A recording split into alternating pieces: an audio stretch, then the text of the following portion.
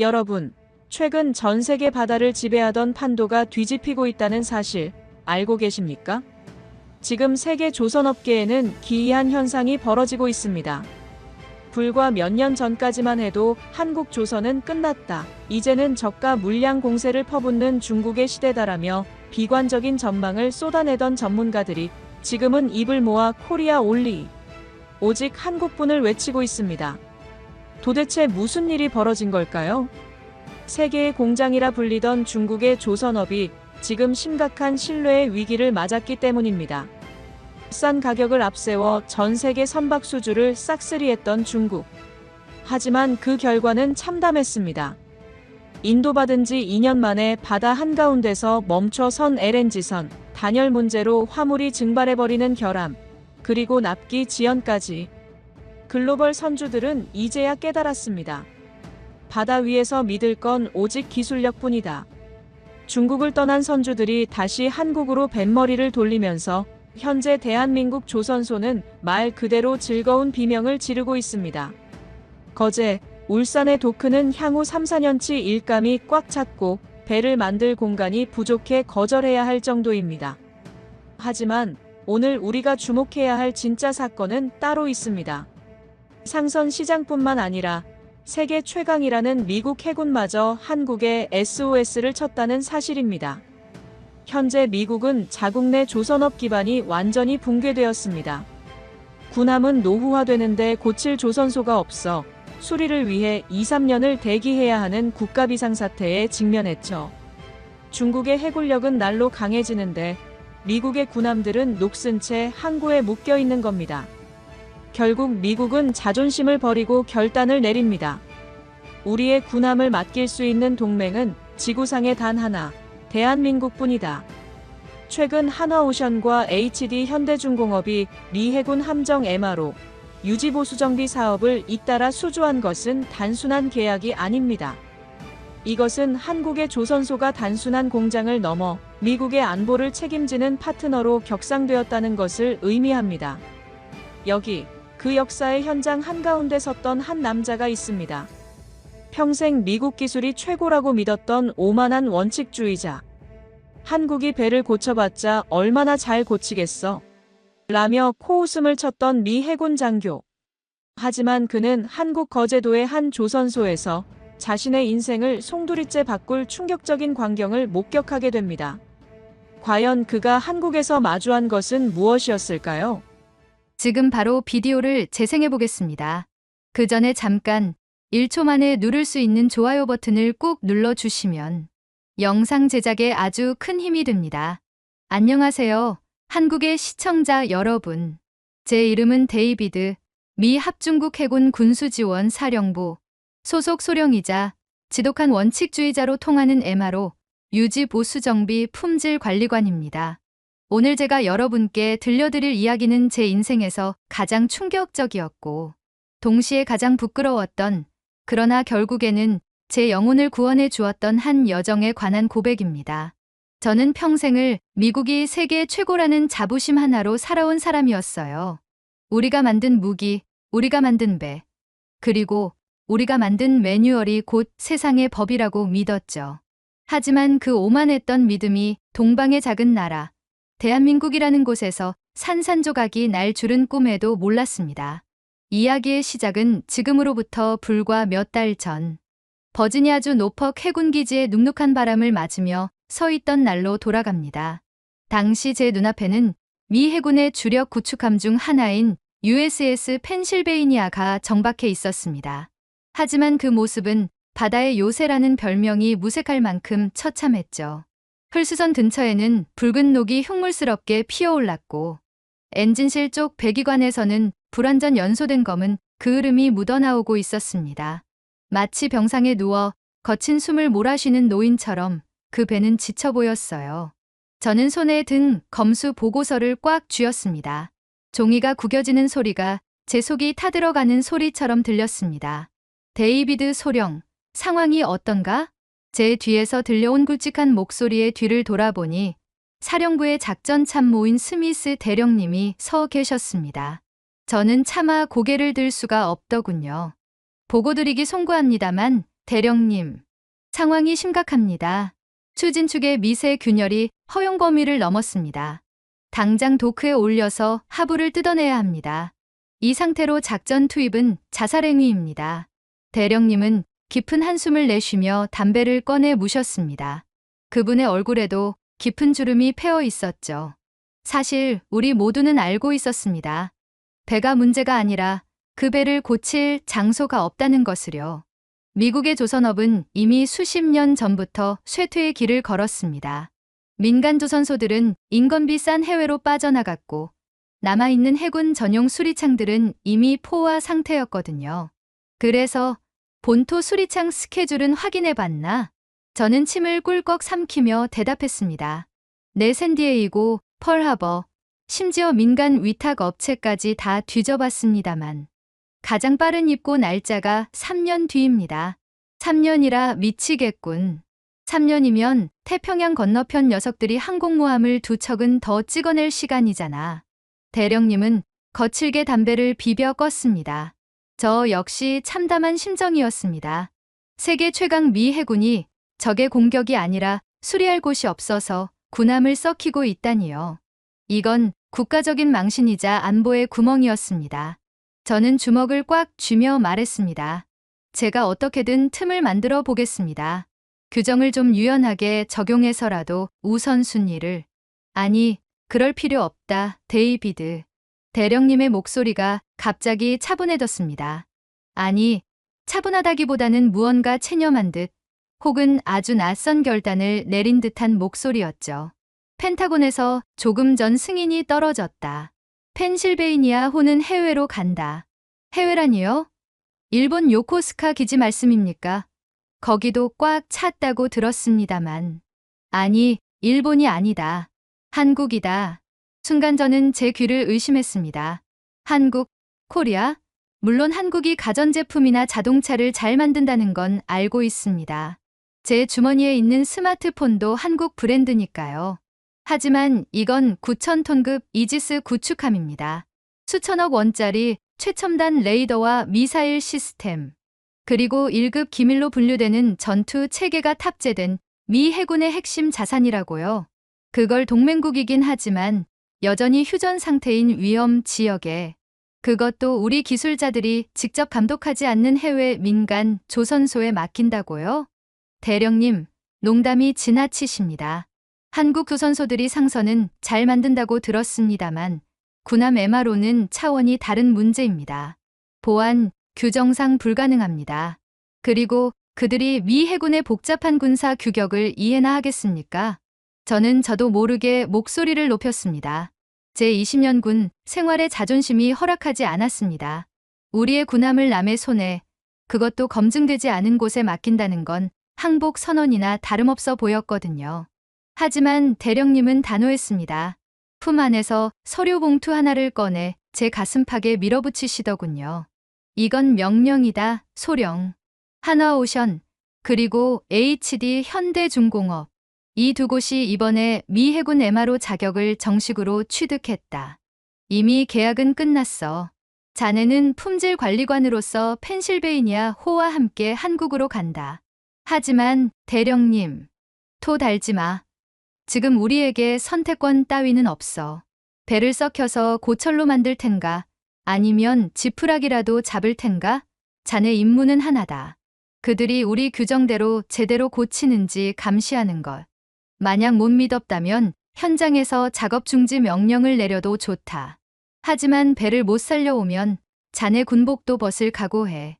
대령님은 뒤도 돌아보지 않고 자리를 떠났습니다. 홀로 남겨진 저는 멍하니 펜실베이니아 호를 바라보았습니다. 붉은 녹이 쓴 선체가 마치 피를 흘리는 것처럼 보였죠. 화가 치밀어 올랐습니다. 미국의 조선업이 이 지경이 될 때까지 정치인들은 뭘 했나 싶기도 하고, 왜 하필 내가 그 뒤치다꺼리를 하러 낯선 땅까지 가야 하는지 억울하기도 했죠. 한국이라니 고작 반도체나 좀 만드는 나라가 거대한 군함의 뼈대를 이해할 리가 없어. 저는 끓어오르는 분노를 사기며 숙소로 돌아와 짐을 쌌습니다. 가방 속에는 옷가지보다 더 중요한 것을 챙겨 넣었습니다. 바로 3,000페이지에 달하는 미 해군 함정 정비 규정집이었습니다. 저는 다짐했습니다. 한국에 가면 눈을 부릅뜨고 지켜볼 것이라고요. 아주 사소한 실수 하나, 규정에서 1mm라도 벗어난 오차 하나라도 발견되는 순간, 즉시 계약 파기를 선언하고 배를 돌려올 생각이었습니다. 그들에게 본때를 보여주고 싶었어요.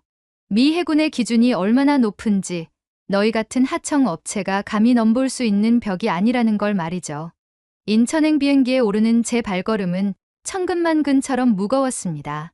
비행기 창밖으로 멀어지는 미국 땅을 보며 저는 씁쓸하게 중얼거렸습니다. 두고 보자고. 내 눈을 속일 순 없을 테니까. 하지만 그때는 몰랐습니다. 제가 챙겨간 그 두꺼운 규정집이 한국의 현장에서는 그저 냄비받침으로도 쓰기 힘든 종이 쪼가리에 불과했다는 것을요. 비행기는 태평양을 가로질러 날아갔고 제 마음속의 오만과 편견도 함께 실려가고 있었습니다. 과연 한국이라는 나라는 제게, 그리고 죽어가는 펜실베이니아 호에게 어떤 답을 줄 수 있을까요? 인천공항에 내려 다시 차를 타고 한참을 달려 남쪽 끝 항구 도시로 내려가는 길. 저는 창밖을 보며 코웃음을 쳤습니다. 제 아무리 빨리빨리의 민족이라 해도 태평양 한가운데서 헐떡거리며 기어오고 있을 펜실베이니아 호보다 제가 먼저 도착하는 건 당연한 일이었으니까요. 본토를 떠나기 전 저는 일부러 비행기 표를 가장 빠른 날짜로 끊었습니다. 배가 도착해서 정비 준비를 시작할 때 가면 늦습니다. 그들이 허둥지둥 준비하는 꼴을, 그 날것의 엉성함을 미리 가서 제 눈으로 직접 확인하고 기선을 제압해야 했거든요. 도크는 비워놨나? 보안 펜스는 규정대로 쳤고 전력 공급 장치는 미군 규격에 맞나? 저는 차 안에서 체크리스트를 점검하며 전투 의지를 다졌습니다. 만약 준비 상태가 엉망이라면 배가 도착하기도 전에 자격 미달 판정을 내리고 본국으로 보고서를 날릴 작정이었습니다. 그게 차라리 미 해군의 명예를 지키는 길이라 생각했으니까요. 하지만 목적지에 도착해 차에서 내린 순간 저는 제가 준비해 온 그 수많은 독서를 잠시 입안으로 삼켜야만 했습니다. 맙소사, 이게 다 조선소라고? 제 눈앞에 펼쳐진 광경은 제가 알던 미국의 조선소가 아니었습니다. 그건 거대한 철의 요새이자 멈추지 않는 거인들의 도시였습니다. 미국의 노퍽 해군기지나 베스 아이언 웍스 같은 곳은 조용합니다. 가끔 깡깡거리는 망치 소리나 들릴까? 대부분의 도크는 비어있거나 유령선처럼 방치된 배들이 줄지어 있을 뿐이죠. 그런데 이곳은 공기부터가 달랐습니다. 쇠가 깎이는 매캐한 냄새, 바닥을 울리는 웅장한 진동, 그리고 하늘을 찌르듯 솟아있는 노란색 골리앗 크레인들의 위용. 그 크레인 아래에는 제가 평생 본 것보다 더 많은 숫자의 거대한 상선들이 빽빽하게 들어차 건조되고 있었습니다. 마치 SF 영화의 한 장면처럼 수천 명의 작업자들이 개미 떼처럼 움직이며 배를 만들어내는 모습은 압도적이었습니다. 솔직히 말해서 조금 쫄았습니다. 규모원에서는 제가 졌다는 걸 인정할 수밖에 없었거든요. 하지만 저는 곧바로 고개를 저으며 정신을 차렸습니다. 덩치만 크다고 기술이 좋은 건 아니지. 중국 녀석들도 덩치는 크잖아? 중요한 건 디테일이야, 디테일. 저는 정복 매무새를 가다듬고 안내를 받아 현장 사무소로 향했습니다. 미 해군 장교의 위엄을 보여주기 위해 어깨에 힘을 잔뜩 주었죠. 저는 상상했습니다. 분명 세련된 정장을 입은 대기업 임원이나 혹은 군인 출신의 깐깐한 관리자가 나와서 저를 깎듯이 영접할 것이라고요. 브리핑 룸에서 화려한 PPT를 띄워놓고 프레젠테이션을 하겠죠. 하지만 안내받은 곳은 화려한 본관 건물이 아니라 도크 바로 옆에 있는 투박한 컨테이너 사무실이었습니다. 익스큐즈 미? 여기가 책임자 사무실 맞습니까? 제가 문을 열고 들어가자 안에서는 후끈한 열기와 함께 믹스커피 냄새, 그리고 땀 냄새가 훅 끼쳐왔습니다. 서류들이 산더미처럼 쌓인 책상 뒤에서 누군가가 고개를 쑥 내밀더군요. 왓수? 미군 양반? 그게 저와 박 팀장의 첫 만남이었습니다. 그는 제가 예상한 엘리트 임원과는 거리가 멀어도 한참 멀었습니다. 기름때가 꼬질꼬질하게 묻은 회색 작업복, 목에는 땀을 닦기 위한 낡은 수건을 두르고 안전모는 얼마나 오래 썼는지 글씨가 다 지워져 있었습니다. 심지어 한 손에는 반쯤 먹다만 믹스커피 종이컵을 들고 있었죠. 미 해군 소령인 저를 보고도 그는 자리에서 일어나 경례를 하거나 악수를 청하는 대신 힐끗 보고는 다시 도면으로 눈을 돌렸습니다. 거기 의자에 앉아서 좀 기다려요. 이거 물량 산출만 좀 끝내고. 저는 기가 찼습니다. 천하의 미 해군 장교를 기다리게 해.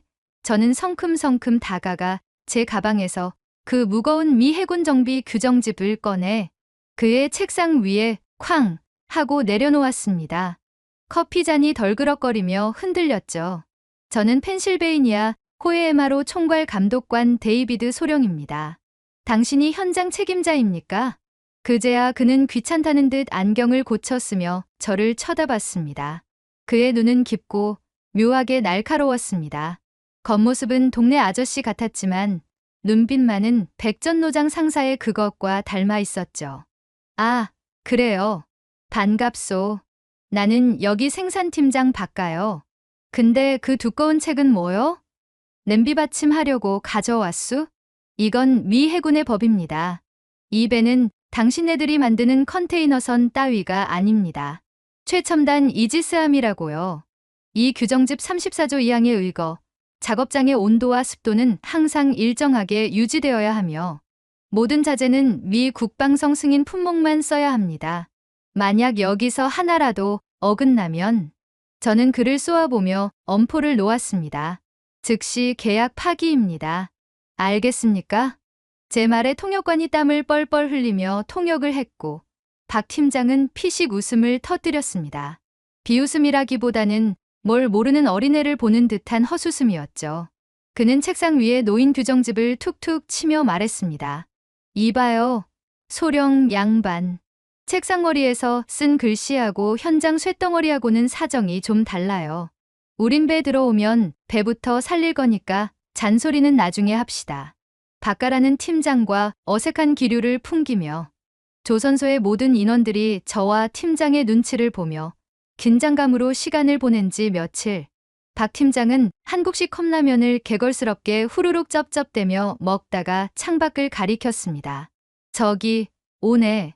당신네 배.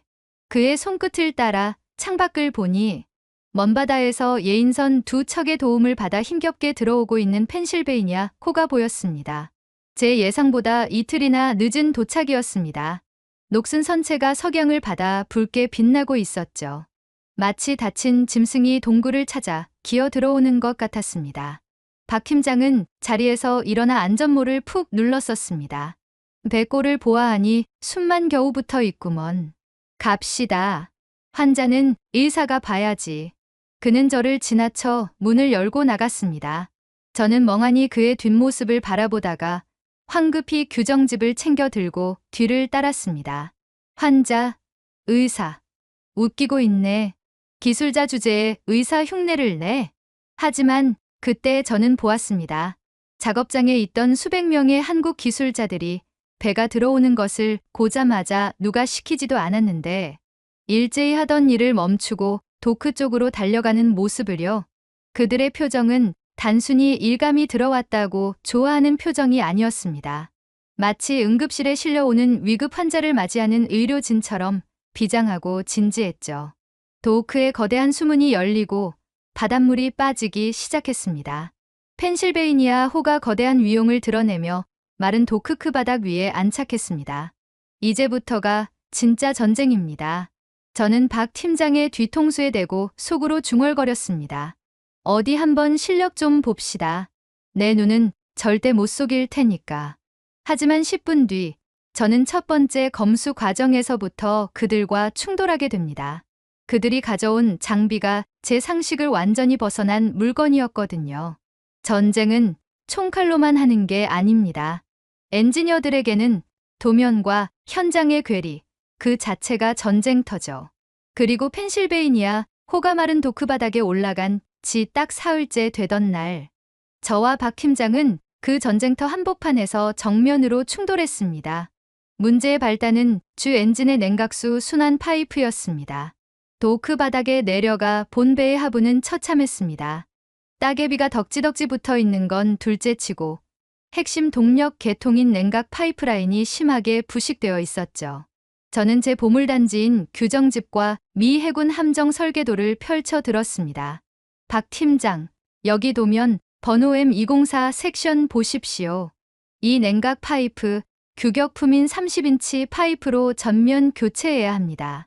그리고 연결 부위는 플랜지 타입으로 결합하세요. 이게 우리 미 해군의 표준 시방서입니다. 저는 당연히 그가 네, 알겠습니다 하고 군말 없이 따를 줄 알았습니다. 그건 미 해군이 수십 년간 고수해온 검증된 방식이었으니까요. 하지만 박 팀장은 더러워진 장갑을 벗어 탁탁 털며 고개를 가로저었습니다. 안 됩니다.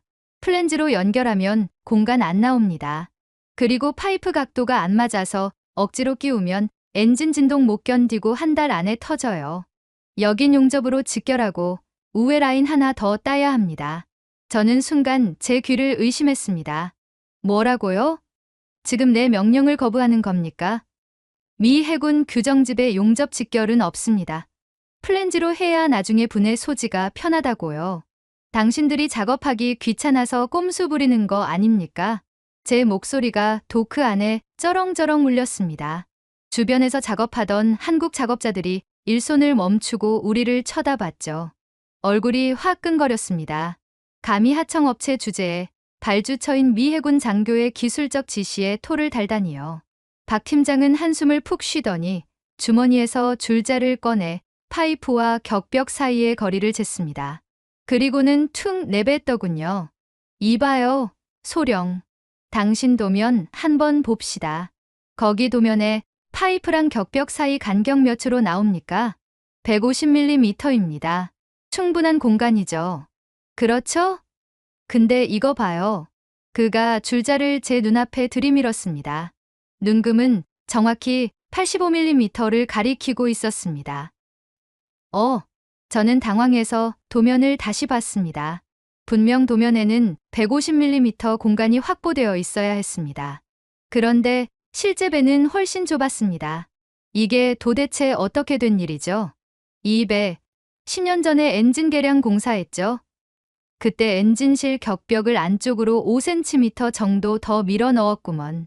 근데 도면 수정은 안 해놓은 거고. 미국 놈들 일 처리하는 게 다 이렇지 뭐. 서류랑 현장이랑 따로 노는 거. 박 팀장의 말투는 덤덤했지만 그 내용은 제 뼈를 때렸습니다. 맞습니다. 미 해군 함정들은 수십 년간 개보수를 반복하면서 도면과 실제 구조가 달라진 경우가 허다했습니다. 하지만 그걸 이 한국 기술자가 어떻게 알았단 말입니까? 엔진실 문을 연 지 고작 1시간밖에 안 됐는데 그걸 육안으로 보고 바로 알았단 말입니까?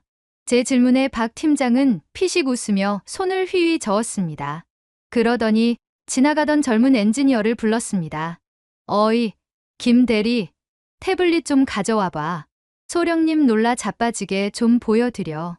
안경 쓴 앳된 엔지니어가 태블릿 PC를 제게 건넸습니다. 화면을 보는 순간 저는 뒤통수를 세게 얻어맞은 듯한 충격을 받았습니다. 화면 속에는 펜실베이니아 호가 3D 그래픽으로 완벽하게 구현되어 있었습니다. 그런데 단순한 그림이 아니었습니다. 배관 하나, 볼트 구멍 하나까지 실제와 똑같이 스캔된 디지털 쌍둥이였습니다. 이건 언제 만든 겁니까? 배 들어오기 전날 드론 띄워서 외부 스캔 끝냈고 어제 도크 물 빼자마자 우리 스캔팀 들어가서 내부 구조 싹 다 긁었습니다. 10년 전 개조하면서 생긴 오차, 배관 뒤틀림? 우리는 이미 다 알고 있었소. 당신이 그 종이 뭉치 들고 오기 전부터 김 대리가 화면을 확대하며 설명했습니다. 소령님, 여기 붉은색으로 표시된 부분이 도면과 실제가 다른 간섭 구간입니다. 무려 12군데나 돼요. 소령님 말씀대로 도면만 믿고 플랜지 작업을 강행했으면 엔진 가동하자마자 파이프가 찢어졌을 겁니다. 저는 할 말을 잃었습니다. 제가 규정이라 믿고 맹신했던 그 두꺼운 종이 뭉치는 한국의 최첨단 기술 앞에서는 그저 틀린 정보가 적힌 낡은 과거일 뿐이었습니다. 그들은 단순히 망치질이나 하는 인부들이 아니었습니다. 그들은 미군조차 파악하지 못한 우리 배의 진짜 몸 상태를 이미 꿰뚫고 있는 외과 의사들이었던 겁니다.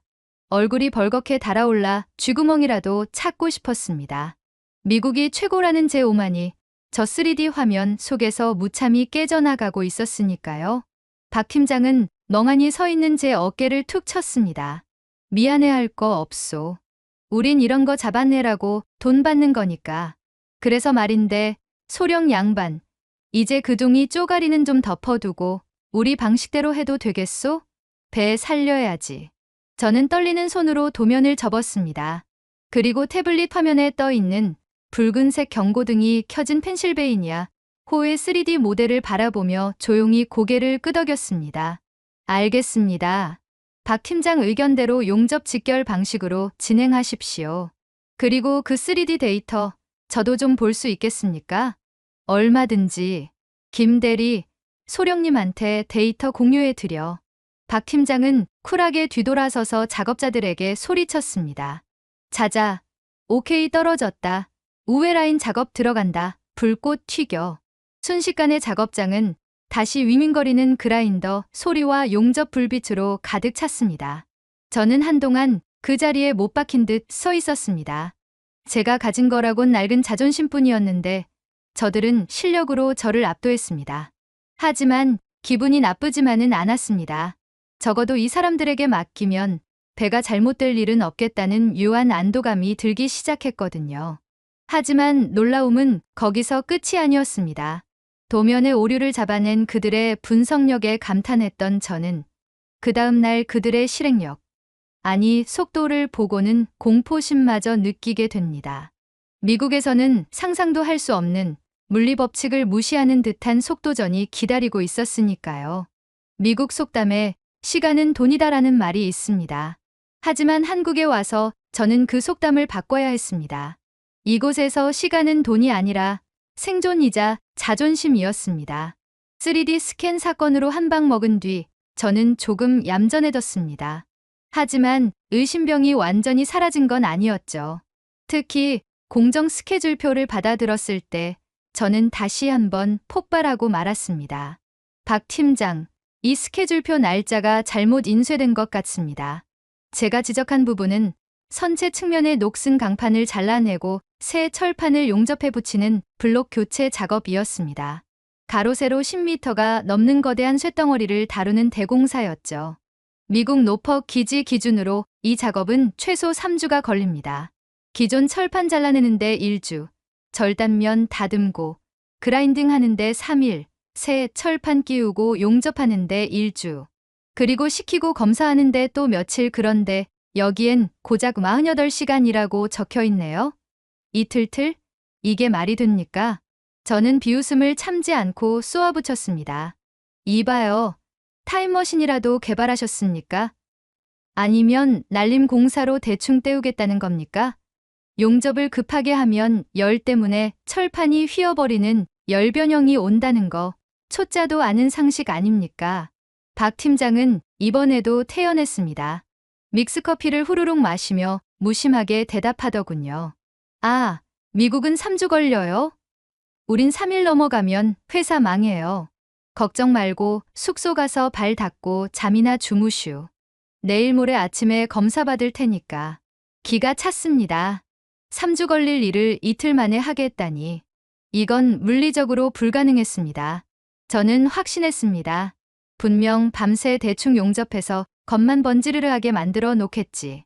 눈에 안 보이는 내부에는 기포가 잔뜩 들어가 있을 게 뻔해. 좋아. 두고 보자. 내일 모레 아침에 초음파 검사기로 낱낱이 밝혀주마. 내 놈들의 그 오만함을 박살 내주지. 저는 벼르고 별렀습니다. 그리고 그날 밤 잠이 오지 않았습니다. 한국 기술자들의 그 자신만만한 표정이 자꾸 눈앞에 아른거렸거든요. 결국 저는 새벽 2시에 숙소를 나섰습니다. 몰래 현장을 급습해서 그들의 엉터리 작업을 현행범으로 잡을 생각이었습니다. 새벽 2시에 바닷가는 칠흑같이 어두웠습니다. 당연히 다들 자고 있겠지. 작업은 무슨 콧방귀를 뀌며 도크 쪽으로 다가갔습니다. 코너를 도는 순간 저는 그대로 얼어붙고 말았습니다. What the hell? 제 눈앞에는 대낮보다 더 밝은 빛의 성이 서 있었습니다. 수백 개의 서치라이트가 펜실베이니아 호를 비추고 있었고 그 거대한 배 위에는 수십 마리의 반딧불이들이 붙어서 번쩍이고 있었습니다. 아니, 반딧불이가 아니었습니다. 그건 로봇이었습니다. 사람이 매달리기도 힘든 가파른 선체 곡면 위를 자석 바퀴가 달린 소형 용접 로봇들이 거미처럼 기어다니며 불꽃을 튀기고 있었습니다. 지치지도 않고 흔들림도 없이 일정한 속도로 붉은 용접선을 그려나가는 기계들의 행진. 그건 공포스러울 정도로 정교한 광경이었습니다. 더 충격적인 건 그 아래였습니다. 로봇만 일하는 게 아니었습니다. 수백 명의 작업자가 일사불란하게 움직이고 있었습니다. 그런데 그들의 모습이 미국과는 달랐습니다. 미국 조선소의 야간 작업은 축 늘어진 분위기입니다. 졸린 눈을 비비며 커피를 마시고 노조 규정 때문에 50분 일하면 칼같이 10분을 쉬어야 하죠. 하지만 이곳은 마치 이어달리기 선수들 같았습니다. A조가 용접을 끝내고 물러나면 대기하고 있던 B조가 즉시 달려들어 열을 식히고 그 뒤를 이어 C조가 검사 장비를 들이댔습니다. 빈틈이 없었습니다. 공백이 없었어요. 안 주무시고 뭐 하십니까? 소령 양반? 등 뒤에서 들려온 목소리에 저는 소스라치게 놀랐습니다. 박 팀장이었습니다. 그도 새벽 2시에 현장을 지키고 있었던 겁니다. 아니 이게 도대체 저 기계들은 다 뭡니까? 그리고 이 사람들은 잠도 안 잡니까? 제 떨리는 목소리에 박 팀장이 씩 웃으며 대답했습니다. 우린 이걸 캐리지, 자동 용접이라고 부르지. 사람이 손으로 하면 힘들어서 떨림이 생기지만 기계는 거짓말 안 하거든. 그리고 우리 3교대요. 저 친구들 지금 막 출근해서 에너지 넘치는 오전반 같은 상태라고. 그는 담배를 한 대에 피워 물며 말을 이었습니다. 미국은 배 고치는 게 일이지만 우리는 전쟁이요. 납기 못 맞추면 신용 잃고 신용 잃으면 다음 일감 안 들어와요. 그럼 우리 식구들 다 굶어요. 그러니까 우리는 목숨 걸고 하는 거요. 저는 멍하니 불꽃이 튀는 현장을 바라보았습니다. 빨리빨리라는 말이 단순히 성격이 급해서 나온 말이 아니었습니다. 그건 살아남기 위해 더 완벽해지기 위해 뼈를 깎는 노력을 압축하고 또 압축해낸 치열함의 결정체였습니다. 미국이 3주 동안 서류 결제하고 안전 교육하고 커피 마시며 보낼 시간을 그들은 기술과 시스템 그리고 헝그리 정신으로 48시간 안에 압축해버린 것입니다. 이건 마술이 아니었습니다. 피땀 어린 밀도의 차이였죠. 이틀 뒤 아침 약속한 시간이 되었습니다. 저는 가장 정밀한 비파괴 검사, 엑스레이 장비를 들고 나섰습니다. 이렇게 빨리 했는데 분량이 없을 리가 없어. 제 마지막 자존심이었습니다. 하지만 결과 모니터를 보는 제 손은 부들부들 떨렸습니다. 결함 발견 0건. 용접 균일도 99.8%. 미국 본토 수리창에서도 보기 힘든 완벽한 결합이었습니다. 심지어 열 변형도 거의 없었습니다. 로봇이 계산된 속도로 열 입력을 제어하며 용접했기 때문이었죠. 저는 검사 장비를 내려놓고 박 팀장을 바라보았습니다. 그는 의기양양하게 웃거나 거들먹거리지 않았습니다. 그저 피곤한 눈을 비비며 통과됐수? 그럼 다음 공정 갑시다. 바빠요. 하고는 쿨하게 등을 돌렸습니다. 그 뒷모습을 보며 저는 처음으로 공포심을 느꼈습니다. 만약 이 나라가 미국의 적이었다면, 저 미친 생산 속도로 군함과 잠수함을 찍어낸다면 상상만 해도 끔찍했습니다. 하지만 동시에 안도감이 밀려왔습니다. 신이시여, 감사합니다. 대한민국이 우리의 동맹국이라는 사실이. 저는 이제 인정해야만 했습니다. 미국 조선업은 단순히 시설이 낡아서 망한 게 아닙니다. 저런 정신을 잃어버렸기 때문에 망한 것입니다. 하지만 감탄만 하고 있을 순 없었습니다. 진짜 위기는 예고도 없이 찾아왔거든요. 인간의 힘으로도 최첨단 로봇으로도 어쩔 수 없는 대자연의 시련. 바로 태풍 카눈이 한반도를 향해 북상하고 있었습니다. 그리고 우리에겐 아직 배에 심장인 레이더 돔을 장착하지 못한 상태였죠. 미국 매뉴얼대로라면 우리는 여기서 멈춰야 했습니다. 하지만 한국인들은 멈추지 않았습니다. 아니, 멈출 수 없었던 거겠죠. 바다는 정직합니다. 하지만 때로는 너무나도 가혹하죠. 펜실베이니아 호의 수리가 순항하던 어느 날, 현장 사무실의 TV 뉴스에서 붉은색 경보가 울렸습니다. 초강력 태풍 카눈 북상 중, 중심 기압 950헥토파스칼, 최대 풍속 45m/s. 내일 밤 남해안 상륙이 예정. 사무실 분위기가 순식간에 얼어붙었습니다. 창밖을 보니 벌써 하늘은 잿빛으로 변해 있었고 굵은 빗방울이 컨테이너 지붕을 때리기 시작했습니다. 바람 소리가 심상치 않았죠. 저는 즉시 달력을 확인했습니다. 출항 예정일까지 남은 시간은 단 5일. 하지만 가장 중요한 공정이 남아 있었습니다. 바로 이지스 시스템의 눈이라고 할 수 있는 SPY-1D 레이더 돔을 장착하고 미세 조정을 하는 작업이었습니다. 이 작업은 습도와 바람에 극도로 민감합니다. 저는 주저없이 규정집을 펼쳤습니다. 제6장 2절, 기상 악화 시 작업 절차. 박 팀장, 작업 중지입니다. 지금 즉시 모든 인원 철수시키고 장비 고정하십시오. 저는 단호하게 말했습니다. 이건 제 권한이자 의무였습니다. 풍속 20m/s 이상이면 크레인 가동 금지, 용접 금지, 고공 작업 금지입니다. 지금 예보를 보니 40m/s가 넘어요. 이건 재난입니다. 규정대로 작업을 멈추고 태풍이 지나갈 때까지 대기해야 합니다. 박 팀장은 말없이 창밖에 거센 비바람을 응시했습니다. 그의 표정이 딱딱하게 굳어 있었습니다. 소령 양반, 그 개 같은 미군 규정집 좀 갖다 치워버리시오. 로마에서는 로마법을 따르라. 이 말 아시오? 한국에 왔으면 한국법을 따라야지. 태풍 지나가고 복구하는데 며칠 걸리는 줄 아시오? 최소 3일이요. 그럼 출항 날짜 못 맞춰요. 미 해군 작전 계획 다 틀어지는 거 아니오? 압니다. 하지만 안전이 우선입니다. 무리하게 작업하다가 레이더 돔이라도 떨어뜨리면 수백억이 날아가는 겁니다. 사람이 다칠 수도 있고요. 저는 그런 위험을 감수할 수 없습니다. 당장 철수 명령 내리세요. 이건 명령입니다.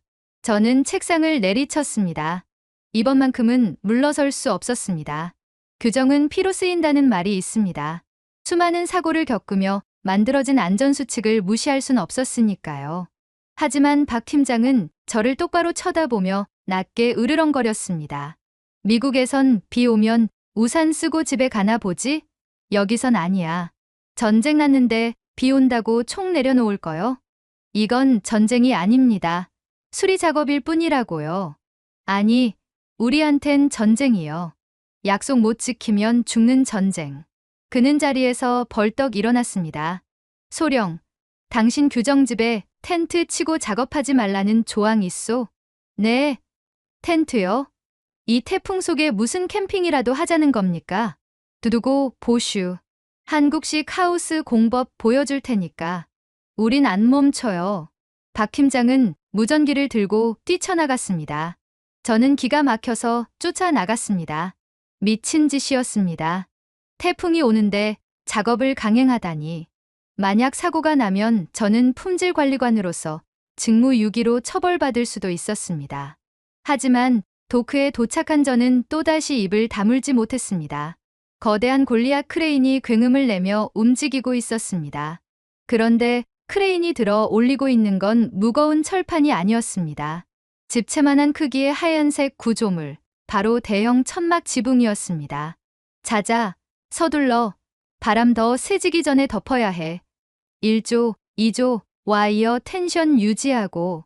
박 팀장의 고함이 빗소리를 뚫고 울려 퍼졌습니다. 작업자들은 비옷을 입고 폭우 속을 뛰어다니며 펜실베이니아 호의 상부 갑판 위로 거대한 지붕을 씌우고 있었습니다.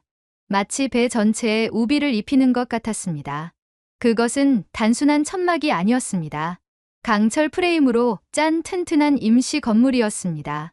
크레인이 그 거대한 덮개를 배 위에 내려놓자 수십 명의 용접공이 달라붙어 배와 천막을 고정했습니다.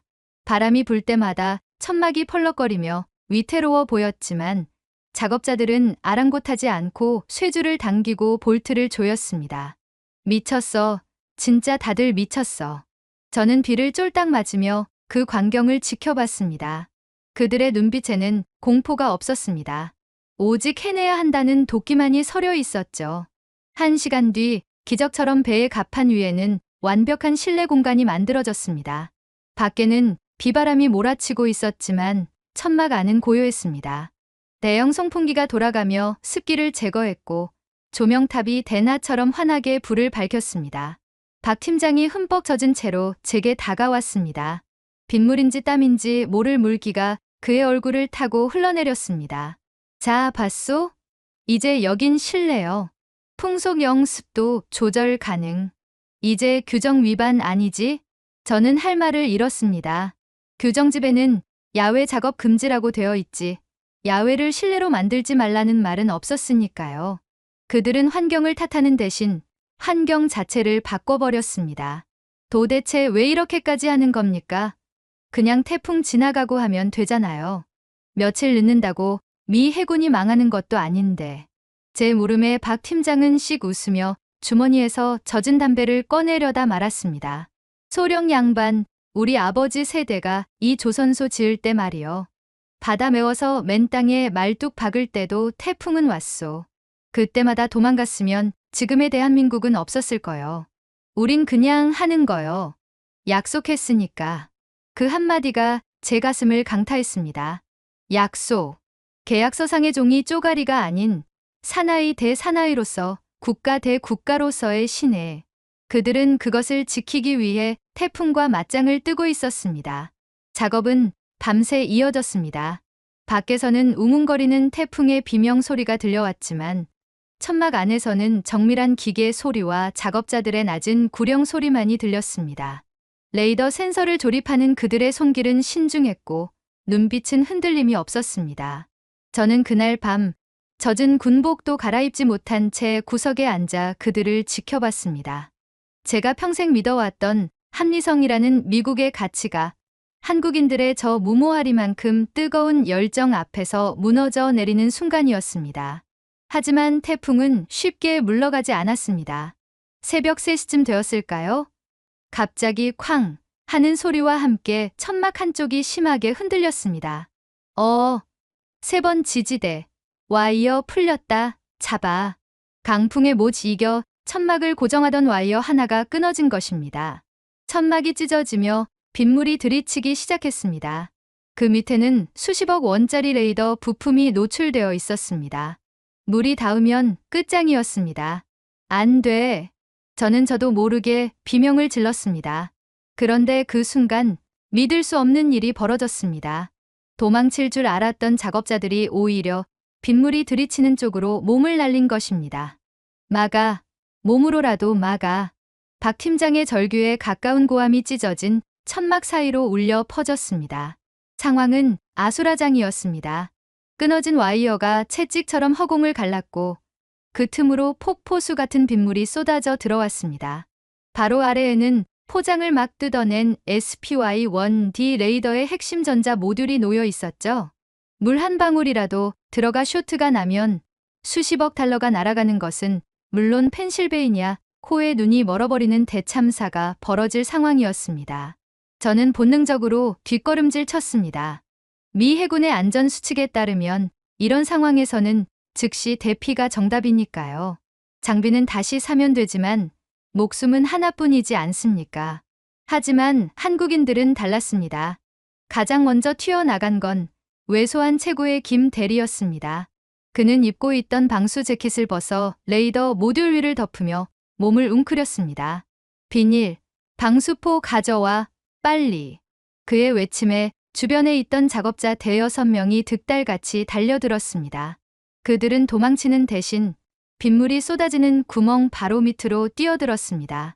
서로의 어깨를 걸고 팔을 뻗어 펄럭이는 천막 끝자락을 맨손으로 잡았습니다.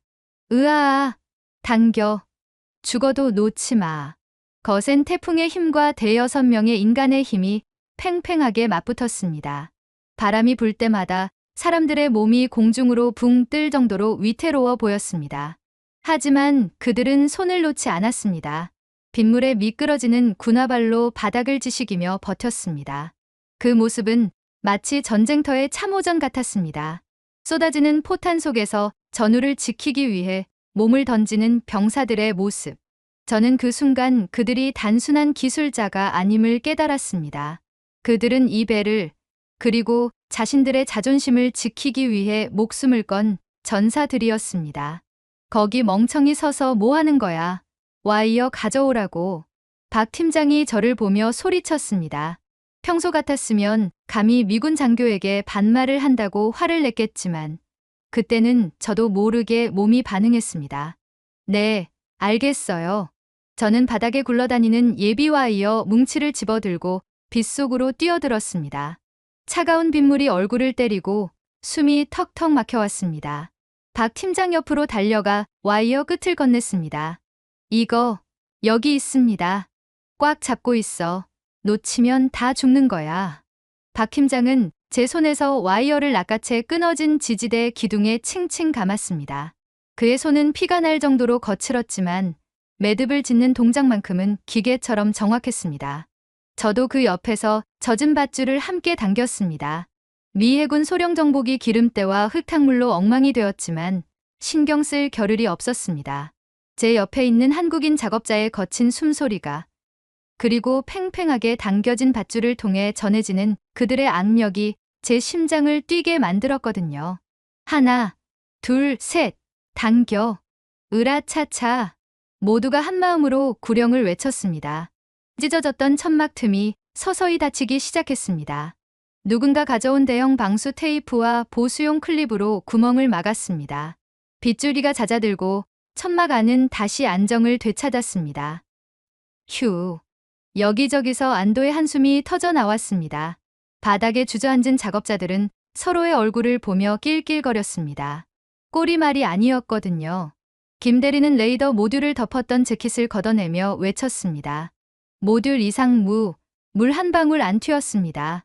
나이스. 박수와 환호성이 터졌습니다.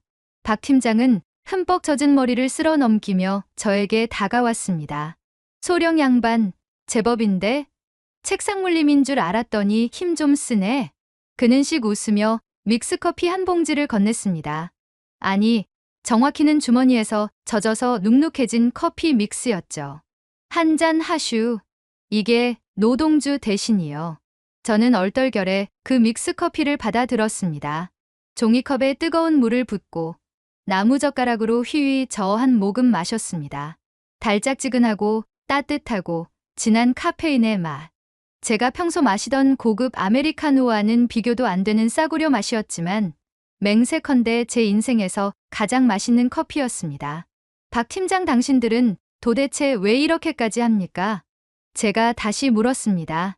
아까와는 다른 진심 어린 존경을 담은 물음이었습니다.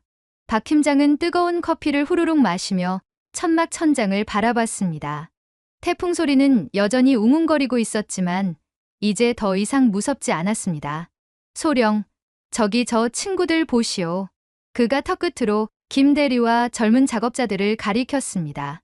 저 친구들 할아버지, 아버지가 다 6.25 때 미군 도움받아서 살았소. 우리 아버지는 흥남 철수 때 미군 배 타고 내려왔고 그때 미군 배가 없었으면 나도 없었을 거요. 그는 덤덤하게 말을 이었습니다.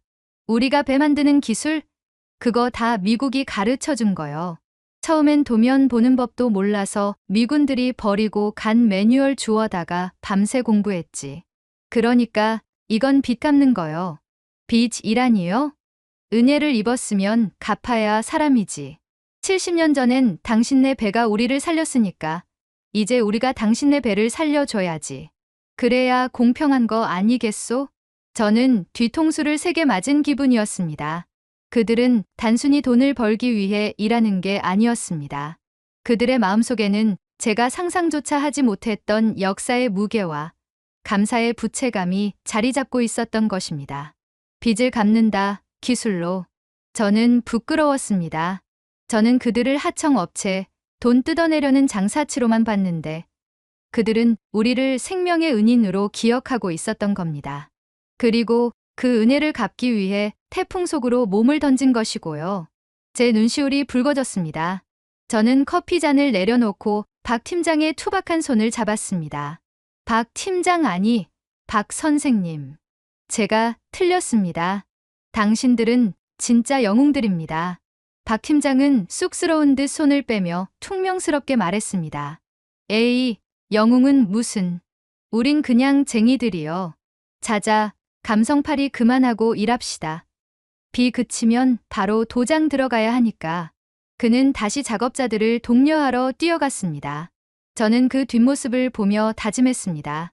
이 배, 펜실베이니아 호는 분명 세계 최강의 군함으로 다시 태어날 것이라고. 왜냐하면 이 배에는 최첨단 무기보다 더 강력한 한국인들의 영혼이 담기고 있었으니까요. 그렇게 우리는 태풍과 함께 밤을 지새웠습니다. 다음 날 아침, 거짓말처럼 하늘이 맑게 개었을 때 우리는 기적 같은 결과를 마주하게 됩니다. 태풍 카눈이 한반도를 휩쓸고 지나간 다음 날 아침, 거짓말처럼 하늘은 맑게 개어 있었습니다. 밤새 우리를 집어삼킬 듯 포효하던 바람 소리는 사라지고 갈매기 울음소리와 잔잔한 파도 소리만이 부두를 채우고 있었죠.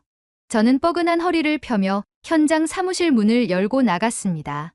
그리고 눈앞에 펼쳐진 광경에 잠시 숨을 멈췄습니다. 밤새 씌워져 있던 거대한 천막이 걷히고 그 안에 숨어있던 펜실베이니아 호가 마침내 그 웅장한 모습을 드러냈습니다. 아침 햇살을 받아 번쩍이는 회색 선체. 그것은 더 이상 제가 노퍼 기지에서 봤던 녹물 흘리던 고철 덩어리가 아니었습니다. 마치 막 사관학교를 졸업하고 임관한 소위처럼 팽팽하고 날렵하며 윤기가 흐르는 젊은 전사가 그곳에 서 있었습니다. 어때요? 목욕제게 끝내니까 좀 봐줄 만합니까? 박 팀장이 다가와 제게 물었습니다. 그의 눈은 붉게 충혈되어 있었지만 입가에는 뿌듯한 미소가 걸려 있었죠. 믿을 수가 없군요. 정말 우리가 3일 전까지 알던 그 배가 맞습니까? 겉만 번지르르 하면 뭐 하겠소. 속이 중요하지. 자, 이제 당신 차례요. 검사 시작합시다. 그의 말대로였습니다. 이제부터가 진짜 승부였습니다. 겉모습은 도장으로 가릴 수 있지만 기계적인 성능 수치는 속일 수 없으니까요. 특히 지난밤 그 난리통에 급하게 마무리한 작업들이 과연 미 해군의 까다로운 품질 기준 QA를 통과할 수 있을지 솔직히 저는 반신반의했습니다. 전원, 검사 위치로, 엔진 시동 준비. 제 명령이 떨어지자 함교와 기관실에 대기하던 한미 합동 검수팀이 바쁘게 움직였습니다. 저는 메인 컨트롤룸에서 계기판을 주시했습니다. 제 손에는 진동 계측기와 소음 측정기가 들려 있었습니다. 엔진 스타트. 거대한 가스터빈 엔진이 깨어나는 소리가 배 전체를 울렸습니다. 보통 오래된 배들은 시동을 걸 때 캑캑거리는 기침 소리와 함께 불쾌한 진동이 바닥을 타고 올라옵니다. 그런데 이게 뭐지? 저는 제 발바닥을 의심했습니다. 진동이 거의 느껴지지 않았기 때문입니다. 소음 수치 65데시벨, 진동 수치 0.02IPS. 정상 범위입니다. 아니, 정상 범위보다 훨씬 낮습니다. 부관이 떨리는 목소리로 보고했습니다. 0.02IPS? 말도 안 됩니다. 이건 각건조된 신형 함정에서나 나오는 수치입니다. 20년 된 노후 함정에서 나올 수 있는 숫자가 아니었어요. 계측기 오류 아니야? 다시 확인해. 재측정했습니다. 동일합니다. 추진축 정렬 오차가 제로에 가깝습니다. 그제야 알 것 같았습니다. 박 팀장과 한국 기술자들이 왜 그토록 1mm의 오차에 집착했는지. 그들은 단순히 부품을 갈아 끼운 게 아니었습니다.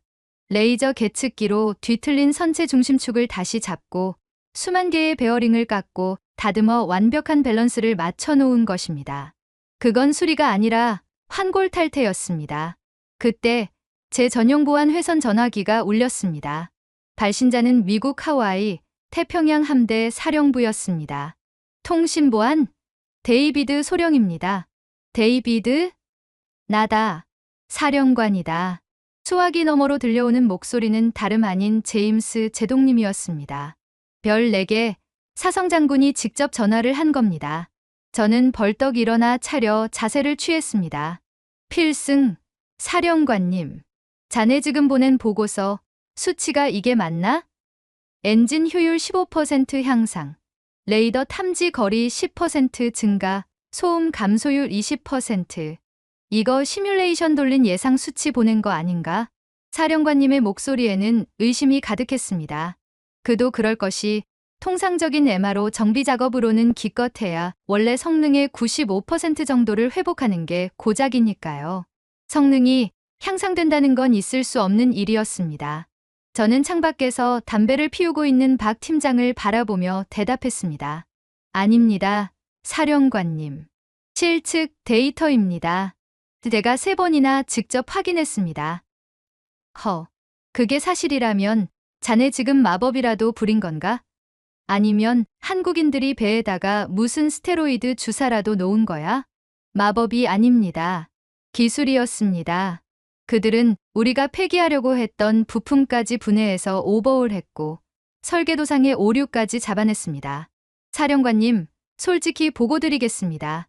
저는 침을 꿀꺽 삼키고 말을 이었습니다. 지금 이 배, 펜실베이니아호는 20년 전 취역 당시보다 더 강력해졌습니다. 수화기 너머로 긴 침묵이 흘렀습니다.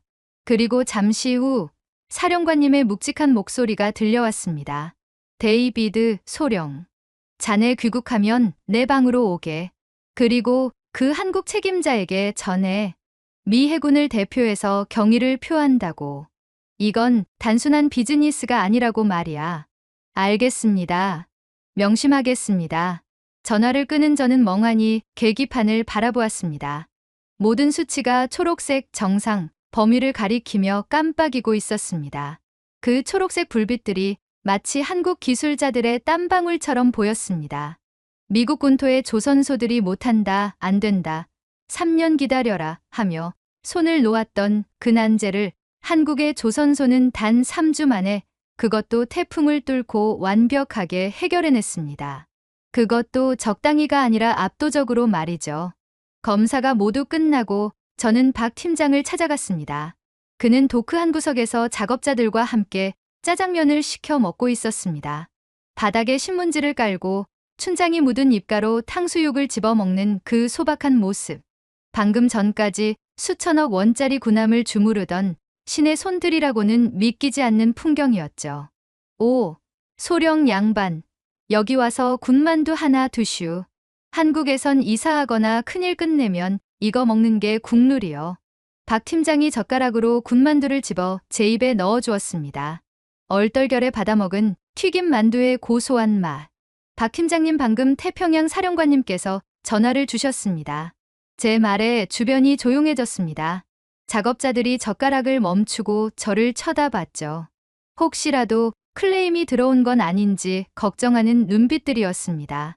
사령관님께서 미 해군을 대표해서 경의를 표한다고 하셨습니다. 그리고 이 배는 취역 이래 최고의 상태라고 하셨습니다. 순간 정적이 흘렀습니다. 그리고 누군가가 와 하고 소리를 지르자 여기저기서 환호성이 터져 나왔습니다. 들었냐? 미군 대장이 따봉 날렸대. 거봐, 내가 뭘 했어. 우리 용접발 안 죽었다니까.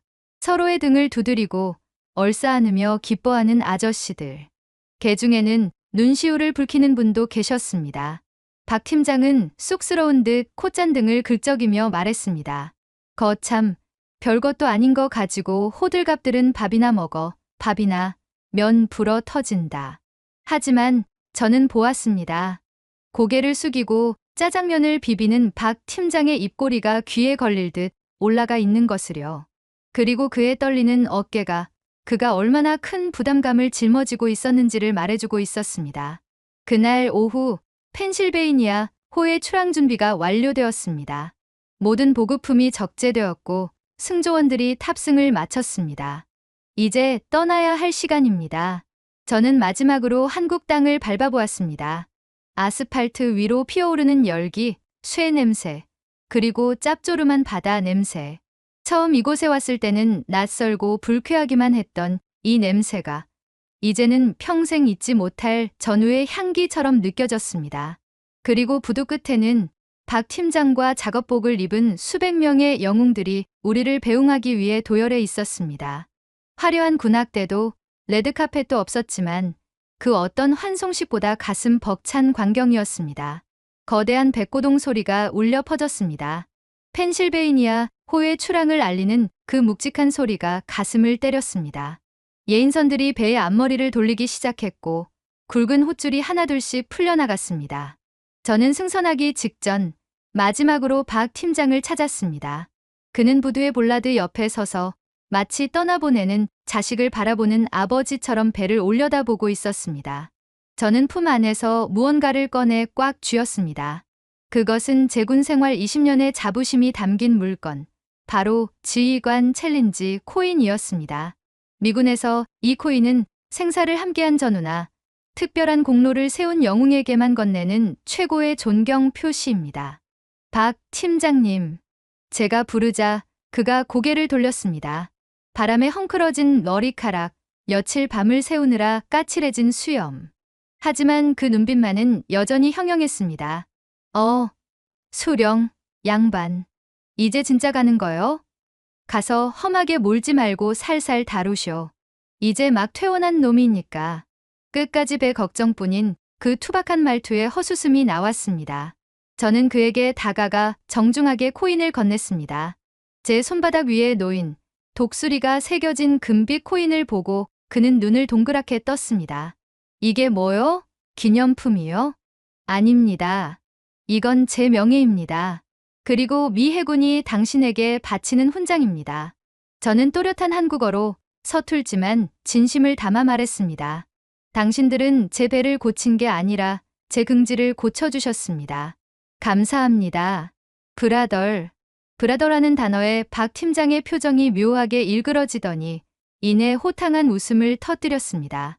허허, 거참 코쟁이 양반한테 브라덜 소리를 다 듣고 오래 살고 볼 일이네. 그는 코인을 받아 작업복 주머니 깊숙이 소중하게 넣었습니다. 그리고는 바닥에 놓여있던 검은 비닐봉지를 제게 툭 던졌습니다. 이건 내 선물이요. 가는 길에 심심하면 타 드시구려. 미국 커피는 밍밍해서 맛없다며? 봉지 안에는 노란색 맥심 모카골드 믹스커피가 대용량 박스로 들어있었습니다. 그 어떤 값비싼 위스키보다 더 귀한 선물이었습니다. 저는 그 봉지를 가슴에 품고 떨리는 목소리로 물었습니다. 박 팀장님, 나중에 아주 나중에라도 미국 배들이 또 도움이 필요하면 그때도 받아주시겠습니까? 박 팀장은 잠시 바다를 바라보더니 제 어깨를 툭 치며 말했습니다. 언제든 오쇼. 친구끼리 계산 복잡하게 할 거 뭐 있나. 기름밥 먹는 우리가 여기 버티고 있는 한 당신네 배는 안 가라앉게 해줄 테니까. 그 짧은 한마디가 제 심장에 박혔습니다. 안 가라앉게 해주겠다. 이보다 더 든든한 동맹의 언어가 세상에 또 있을까요? 전원, 갑판, 정렬. 승선 명령이 떨어졌습니다. 저는 아쉬움을 뒤로하고 승선 계단을 올랐습니다. 함교윙에 올라서서 내려다본 부두는 점점 멀어지고 있었습니다. 그때였습니다. 잘 가라, 펜실베이니아. 양키 고홈이 아니라 양키 컴 백이다. 또 와라. 부두에 모여있던 수백 명의 작업자들이 일제히 손을 흔들기 시작했습니다. 안전모를 벗어 흔드는 사람, 작업 장갑을 낀 손을 크게 휘두르는 사람. 그들의 얼굴은 기름때로 얼룩져 있었지만 그 어느 누구보다 빛나고 있었습니다. 그들은 단순히 고객을 배웅하는 게 아니었습니다. 함께 밤을 새우고 태풍을 막아내며 생사고락을 함께한 전우를 떠나보내고 있었습니다. 저는 가슴이 벅차올라 숨을 쉴 수가 없었습니다. 옆에 서 있던 함장이 저에게 물었습니다. 데이비드 소령, 저 사람들 도대체 정체가 뭔가? 민간인들이 군인보다 더 군기가 들어있군. 저는 눈물 고인 눈으로 함장을 바라보며 대답했습니다. 함장님, 저들은 기적입니다. 우리가 잊고 살아왔던 헝그리 정신이자 세계에서 가장 믿음직한 방패입니다. 저는 정모를 고쳐 쓰고 부두를 향해 섰습니다. 그리고 제 인생에서 가장 절도 있고 경건한 자세로 손을 올렸습니다. 전원, 좌연에 대하여 경례. 제9령에 맞춰 갑판 위에 도열한 300명의 미 해군 승조원들이 일제히 한국의 노동자들을 향해 거수 경례를 붙였습니다. 흰 제복을 입은 미군들의 경례와 낡은 작업복을 입은 한국 아재들의 손 인사. 그것은 70년 전 피를 흘리며 이 땅을 지켰던 미군에 대한 한국의 보답이었고, 폐허 속에서 일어나 세계 최고의 기술 강국이 된 한국에 대한 미국의 존경이었습니다. 배가 먼 바다로 나갈 때까지 박 팀장은 그 자리에 서서 담배를 피우고 있었습니다. 작아지는 그의 모습이 마치 거대한 거인처럼 느껴졌습니다. 저는 귀국 후 작성한 최종 보고서의 마지막 장을 이렇게 끝맺었습니다. 결론, 미 해군의 전력 유지에 있어 대한민국 조선소는 선택이 아닌 필수 생존 조건임. 본관은 본토 조선소의 확장이 불가능하다면 아예 한국의 제7함대 전용 수리창을 영구 임대할 것을 강력히 건의함. 그들은 우리의 도면보다 더 정확하게, 우리의 시계보다 더 빠르게, 그리고 우리의 심장보다 더 뜨겁게 움직이는 사람들임. 그리고 사적인 추신을 한 줄 덧붙였습니다. 추신, 한국에 갈 때는 절대 규정집을 가져가지 마십시오. 대신 믿음과 냄비 받침을 챙겨 가십시오. 그러면 그들은 불가능을 기적으로 바꿔줄 것입니다. 지금도 가끔 태풍이 부는 밤이면 생각납니다. 비바람 치는 펜실베이니아 호의 갑판 위에서 끊어진 와이어를 맨몸으로 붙잡고 버티던 그들의 등짝이. 세계 최강이라는 미 해군의 자존심을 살려준 것은 펜타곤의 장군들이 아니라 거제도의 땀 냄새나는 아버지들이었습니다. 대한민국 국민 여러분, 당신들은 자부심을 가져도 좋습니다. 당신들이 흘린 땀방울이 지금 전 세계의 바다를 지탱하고 있으니까요. 지금까지 펜실베이니아 호의 품질 관리관이자 이제는 한국형 믹스커피 중독자가 된 데이비드였습니다. 제 이야기를 들어주셔서 감사합니다. 오늘의 이야기는 여기까지입니다. 여러분은 어떻게 느끼셨나요? 여러분의 생각과 마음속 울림을 댓글로 남겨 감동 비디오의 마지막을 장식해주세요. 여러분의 댓글 하나하나가 영상을 제작하는데 큰 힘이 됩니다. 그리고 오늘의 사연이 따뜻하게 다가오셨다면 구독과 좋아요도 잊지 말아주세요. 다음엔 더 깊은 감동과 더 진한 이야기로 찾아뵙겠습니다. 함께해 주셔서 진심으로 감사합니다.